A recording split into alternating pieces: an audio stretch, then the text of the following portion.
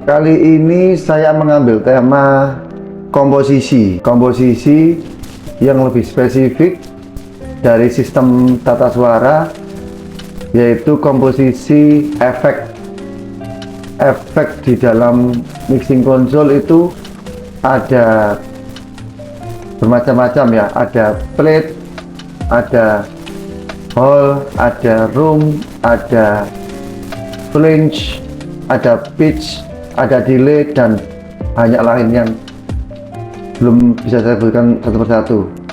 Jadi komposisi ini saya bahas agar kita sebagai insan seni, sound engineer atau singer atau pekerja seni yang lain juga banyak mengetahui tentang komposisi.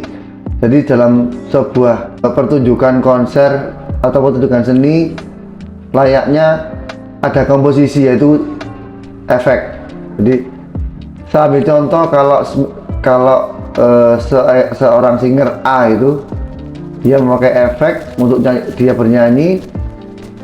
Nah, ini yang kita bahas ini dalam hal komposisinya. Jadi komposisi itu saya mengambil contoh itu untuk presentasi aja, jadi biar lebih gampang untuk kita menjabarkannya.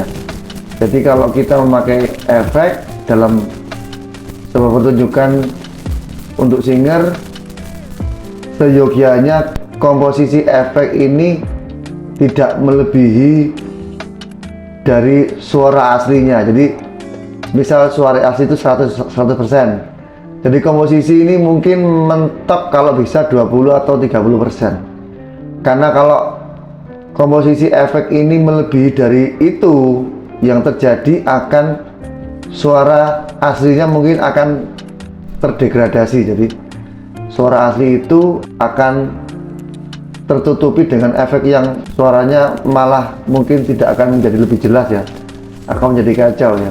Penggunaan komposisi efek ini penting, tapi komposisinya harus tepat. Maksimal mungkin kalau menurut saya yang pernah saya coba itu mungkin 30% lah. Kalau lebih dari itu biasanya suara aslinya mungkin sudah nggak terdengar jelas ya, jadi malah kabur. Dan jadi suara asli malah kabur, terus nggak malah bagus, hasilnya malah nggak karu-karuan karena komposisi efek yang berlebihan. Jadi ada baiknya kita juga memperhatikan efek itu, komposisinya boleh banyak itu kalau memungkinkan. Jadi ada momen tertentu yang harus ada banyak, itu juga boleh. Tapi kalau terus-menerus biasanya nggak jelas, terus kadang malah kita capek. Jadi kalau kita contohkan, kita makan itu, kalau makan terlalu banyak yang asin itu lama-lama juga nggak enak gitu. Jadi ada beberapa momen yang harus banyak, terus ada beberapa momen yang cukup simpel aja supaya suara aslinya tetap terdengar.